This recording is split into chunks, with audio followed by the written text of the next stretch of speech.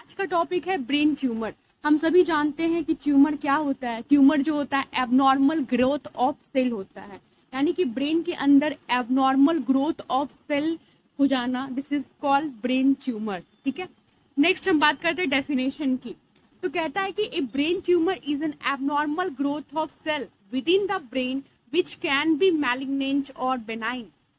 कह रहा है कि ब्रेन ट्यूमर का मतलब क्या हुआ कि ब्रेन के अंदर एबनॉर्मल ग्रोथ ऑफ सेल हो गया, ठीक है, ब्रेन के अंदर, और विच कैन बी मैलिग्नेंट और बेनाइन। मैं कई बार बता चुकी हूँ, मैलिग्नेंट का मतलब होता है स्प्रेडेबल, ठीक है, यानी कि जो स्प्रेड हो सके। स्प्रेड का मतलब है कि अगर ब्रेन में ट्यूमर हो गया है तो वो लंग्स में जा सकता है, किडनी में जा सकता है। नेक्स्ट हम बात करते हैं बेनाइन की। बेनाइन का मतलब होता है नॉन स्प्रेडेबल। नॉन स्प्रेडेबल का मतलब क्या हुआ कि अगर ब्रेन में ट्यूमर हुआ है तो ब्रेन में ही रहेगा, वो other parts of the body में नहीं जाएगा। ठीक है, नेक्स्ट बात करते हैं।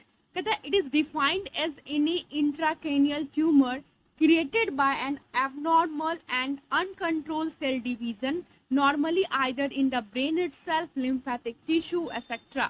कह रहा है कि अगर हम ब्रेन ट्यूमर को डिफाइन करें तो हम कह सकते हैं कि जो इंट्राक्रेनियल ट्यूमर है, हम सभी जानते हैं इंट्राक्रेनियल। देखिए, इंट्रा वर्ड जो होता है इसका मतलब क्या होता है, इनसाइड होता है। ठीक है, इंट्रा जो वर्ड है इसका मतलब क्या होता है, इनसाइड होता है। और क्रेनियल का मतलब क्या होता है, related to brain. Cranial word का मतलब क्या होता है, रिलेटेड टू ब्रेन, यानी ब्रेन के इनसाइड में इंट्रा क्रेनियल का मतलब होता है।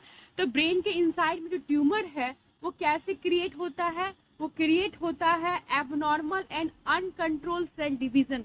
अगर ब्रेन का जो सेल्स है उनके अंदर एबनॉर्मली या अनकंट्रोल ग्रोथ हो जाए सेल्स का, तो ब्रेन में ट्यूमर देखने को मिलता है। या फिर जो लिम्फेटिक सिस्टम, जो लिम्फेटिक टिश्यू है ब्रेन के इनसाइड में, ठीक है, उनका अगर अनकंट्रोल जो है डिवीजन होने लगे तो ब्रेन ट्यूमर देखने को मिलती है बेसिक। अब बात करते हैं पेराइटल एरिया में। ठीक है, तो पेराइटल एरिया में फर्स्ट ऑफ ऑल क्या हुआ, इनएबिलिटी टू राइट, यानी कि लिखने में दिक्कत होगी। क्यों होगी आप कहोगे, हम तो हाथ से लिखते हैं। यस, हम लोग हाथ से लिखते हैं, फिंगर से लिखते हैं, लेकिन उस हैंड और फिंगर की मूवमेंट को कंट्रोल कौन करता है, पेराइटल लोब कंट्रोल करता है।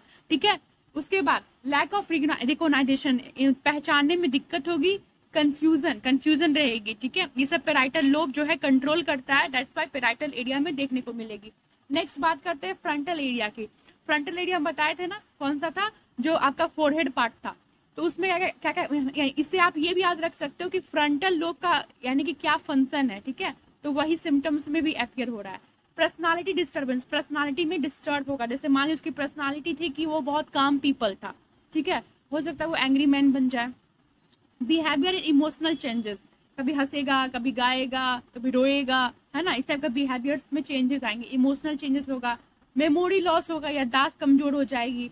ठीक है, उसका loss of taste and smell, यानी कि अब आप कहोगे हम तो खाना खाते हैं तो उसका जो स्मेल है वो तो नाक से आता है। यस, नाक से आता है, लेकिन उस नोज में जो नर्व्स हैं, ठीक है, वो कहाँ है, उसको कंट्रोल कौन कर रहा है, उसको ब्रेन कंट्रोल करता है। यानी कि ब्रेन का कौन सा पार्ट, तो फ्रंटल एरिया कंट्रोल करता है। दैट्स व्हाई स्मेल लॉस होगा। और टेस्ट, टंग को कौन कंट्रोल करता है, फ्रंटल एरिया कंट्रोल करता है, इसलिए टेस्ट में भी प्रॉब्लम आएगी। ठीक है, अब देखिए ब्रोकास एल्फेसिया, ये क्या होता है। देखिए, ब्रोकास एल्फेसिया का मतलब क्या होता है, बेसिकली हम जो बोल रहे हैं, अभी मैं बोल रही हूँ तो मेरे टंग जो है उसका मूवमेंट हो रहा है, या आप ही बोलते हो तो आपके टंग में मूवमेंट होता है। हम जानते हैं कि टंग की मदद से हम बोल पाते हैं, लेकिन हमारे टंग एक मस्कुलर ऑर्गन है, मसल्स है। हमारे टंग को कौन कंट्रोल कर रहा है, फ्रंटल एरिया कर रहा है कंट्रोल। दैट्स वाई अगर किसी को फ्रंटल ये ब्रेन ट्यूमर हुआ है तो उसे बोलने में भी दिक्कत होगी, इनएबिलिटी टू स्पीच हो जाएगी। चलिए, टेम्पोरल लोब, टेम्पोरल लोब की बात करते हैं। कहते हैं ना कि तुमको बड़ा हाई टेम्पर होता है, यानी जो हमारा जो ईयर है उसके बगल में टेम्पोरल लोब होता है। ठीक है, ऑडिटरी हेलुसिनेशन, जो होगा भी नहीं वो आपको दिखाई देगा, यानी कि मतलब आपको लगेगा क्या कि क्या परी उड़ रही है, कुछ भी लगेगा, चिड़िया उड़ रही है, पर ऐसा कुछ नहीं है, बट आपको लगेगा कि हेलुसिनेशन हो रहा है। ठीक है, उसके बाद सीजर आएगी बॉडी में। नेक्स्ट बात करते हैं ऑसिपिटल लोब। ऑसिपिटल लोब वही है जहाँ पे फीमेल बन बनाती है। ठीक है, चलिए visual loss in half of visual field on opposite of tumour. Basically ये क्या कहना चाह रहा है ऑसिपिटल लोब? बेसिकली क्या होता है कि हमारे आंखों में ऑप्टिक नर्व्स होते हैं, ठीक है। एक आंख में एक ऑप्टिक नर्व्स, दूसरे आंख में दूसरा ऑप्टिक नर्व्स, दोनों आपस में क्या होते हैं कि इस तरह से क्रॉस किए हुए होते हैं ऑप्टिक नर्व्स, ठीक है। तो अगर मान लीजिए कि इस तरफ ट्यूमर हुआ है, मान लीजिए कि लेफ्ट आई का जो ऑप्टिक नर्व्स है वहां पे ट्यूमर हुआ, तो विजन लॉस किस में होगा?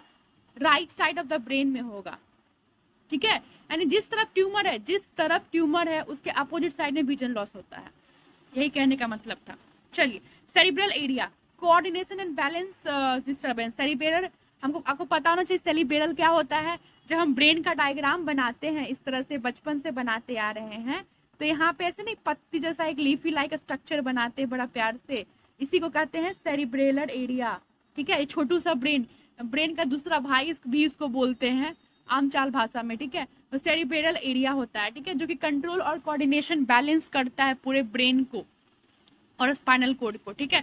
तो वो आपका जो है बिगड़ जाएगा। तो आई होप यहाँ तक आपको समझ आ गया होगा, और नेक्स्ट पार्ट में आप इसको पूरा जो है डायग्नोसिस मैनेजमेंट देखेंगे। अगर आपको अच्छी लगती है वीडियोस तो लाइक कीजिए, क्योंकि आप जो सिम्टम्स पढ़ोगे वो लॉ पे डिपेंड करेगा, इसलिए आपको ये समझना होगा। एक बार रिवाइज कर लेते हैं। हमारे ब्रेन में 4 लोब होते हैं, ठीक है। पहला हो गया फ्रंटल लॉब, ठीक है। उसके बाद जो होता है पेराइटल लॉब होता है, उसके बाद होता है टेम्पोरल लॉब और ऑसिपिटल लॉब। जैसे कि अगर हम इस तरह से ब्रेन बनाए, तो जो आपका फोरहेड पार्ट हुआ ना, ठीक है, फोरहेड जहाँ पे आप बाम लगाते हो, झंडू बाम, उसे हम फ्रंटल लोब बोलते हैं, ठीक है। पेराइटल कौन सा हो गया? तो आप देखे होंगे गर्ल्स की जो शादी होती है या फिर गर्ल्स लोग जो बीच मांग फाड़ती है ना, तो वो दोनों पार्ट, लेफ्ट और राइट पार्ट जो क्या हो गया? पेराइटल हो गया, ठीक है। यानी कि पेराइटल लोब जो होता है 2 होता है, फ्रंटल कितना होता है? 1 होता है, ठीक है। अब बचा कौन सा? Temporal lobe. टेम्पोरल लोब भी कितना होगा? 2 होगा। क्यों? क्योंकि टेम्पोरल लोब कहाँ होता है? हमारे कान के पास होता है, ठीक है। दोनों कान के पास एक एक लोब हो गया। उसके बाद बात करते हैं ऑसिपिटल लोब। ऑसिपिटल लोब क्या होता है? जो औरत लोग, जो वुमेन्स लोग या फिर गर्ल्स लोग जो बन बनाती है ना अपने बालों में, जो इस तरह के जो इस तरह से बन बनाती है ना अपने बाल में, तो वहां पे वहीं पे होता है ऑसिपिटल लोब, ठीक है। तो आई होप मैं जो समझाने की कोशिश कर रही थी लोग आपको समझ आ गया होगा। अब हम सिम्टम्स को समझेंगे कि कैसे जो है ब्रेन ट्यूमर में। अब बात करते हैं क्लासिफिकेशन ऑफ ब्रेन ट्यूमर की, यानी ब्रेन ट्यूमर को क्लासिफाई किया गया है 2 में, primary brain tumour, secondary brain tumour. अगर आप मेरी वीडियोस देखते होंगे तो आपको पता होगा प्राइमरी का मतलब क्या होता है। आप कभी भी कैंसर पढ़ रहे हैं, अगर कहीं आपको प्राइमरी आ जाए, सेकेंडरी आ जाए, इसका कहने का मतलब ये हुआ कि primary tumour originate from cells and structure within the brain. जैसे कि हम क्या पढ़ रहे हैं? ब्रेन ट्यूमर पढ़ रहे हैं। तो अगर ट्यूमर ब्रेन में ही हुआ है, ट्यूमर का जो ओरिजिन है वो ब्रेन ही है, कहने का मतलब है कि ब्रेन सेल का अनकंट्रोल डिवीजन हुआ है, इसकी वजह से ब्रेन में ट्यूमर हुआ है, तब हम प्राइमरी बोलेंगे। सेकेंडरी का मतलब हो गया कि ब्रेन ट्यूमर जो है other parts of the body से आया है। जैसे कि अगर किसी को लंग्स में ट्यूमर था तो वो ट्रैवल करते करते ब्रेन के अंदर आया और ब्रेन में भी ट्यूमर उत्पन्न कर दिया, ठीक है। यानी कि प्राइमरी में ओरिजिन ब्रेन है, सेकेंडरी में जो ट्यूमर का ओरिजिन है वो other parts of the body होता है। तो इससे आई होप क्लियर हो गया होगा। वही कह रहे हैं कि प्राइमरी में क्या हुआ कि ब्रेन का जो स्ट्रक्चर है, सेल्स है, वो रिस्पॉन्सिबल है। सेकेंडरी ब्रेन ट्यूमर में क्या है? अदर पार्ट्स आउट, ब्रेन के आउटसाइड में जो भी पार्ट्स है, चाहे वो लीवर हो, किडनी हो, कोई भी हो, तो वो है डिपेंड करता है।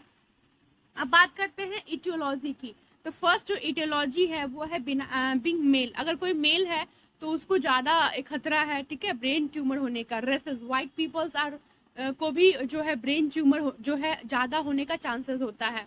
अगर 70 साल की उम्र के जो होते हैं, अबव 70 या फिर 70 जो एज के होते हैं, उन्हें ब्रेन ट्यूमर ज्यादा होने की चांस होती है। फैमिली हिस्ट्री में अगर किसी को है, जेनेटिकली किसी को है, तो फिर उसका है अनइनहेरिटेड, ठीक है।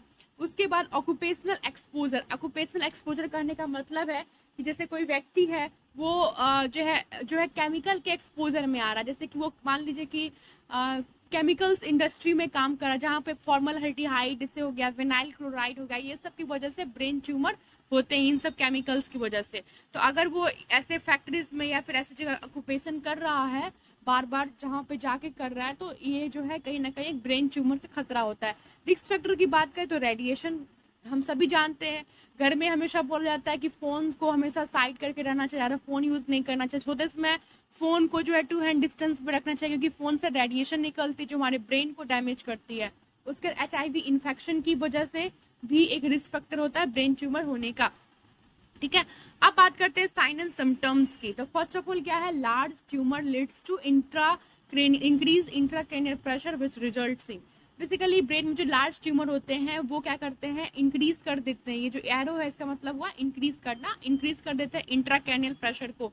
इंट्राक्रेनियल का मतलब क्या बताई थी मैं, इनसाइड द ब्रेन, और प्रेशर का मतलब ब्रेन के अंदर जो प्रेशर होती है उसको हम बोलते हैं इंट्राक्रेनियल प्रेशर। ठीक है, अब आप बोलोगे ब्रेन के अंदर प्रेशर कहाँ से आता है, तो ब्रेन के अंदर हम जानते हैं कि CSF होता है, सेरिब्रो स्पाइनल फ्लूइड होता है, जिसकी वजह से ब्रेन के अंदर एक प्रेशर होता है। ठीक है, तो अब क्या कह रहा है कि अगर लार्ज ट्यूमर हुआ है तो ब्रेन का इंट्राक्रेनियल प्रेशर बढ़ जाएगा। क्यों बढ़ेगा, क्योंकि देखिए ब्रेन है और ब्रेन के अंदर अगर ट्यूमर हो गया है तो ये ट्यूमर क्या करेगा, ये ट्यूमर जो है लगातार ब्रेन के ऊपर प्रेशर लगाएगा। क्योंकि देखिए जिस चीज का भी वेट होता है, याद रखिएगा कोई भी चीज हो जिसका वेट होता है वो प्रेशर जनरेट करता है। ठीक है, तो ट्यूमर है, एक एबनॉर्मल ग्रोथ ऑफ सेल है ना, मांस का एक गुथरा है, तो ये क्या कर रहा है, ब्रेन के ऊपर लगातार जो है प्रेशर लगा रहा है, जिसकी वजह से इंट्राक्रेनियल प्रेशर इंक्रीज हो रहा है। तो अगर ऐसा हो रहा है तो क्या क्या होगा, तो हेडेक होगा, कोमा में जा सकता है, लेवल ऑफ कॉन्शियसनेस डिक्रीज हो जाएगा, वॉमिटिंग होगा, ब्लड विजन होगा। ठीक है, चलिए अब हम बात करते हैं अदर सिम्टम्स में depend on which part of the brain. देखिए ये तो हो गया कि सिम्टम्स होगा, लेकिन जो मेन सिम्टम्स होता है ब्रेन ट्यूमर में वो आपको समझना होगा। आप लेकिन वो समझने से पहले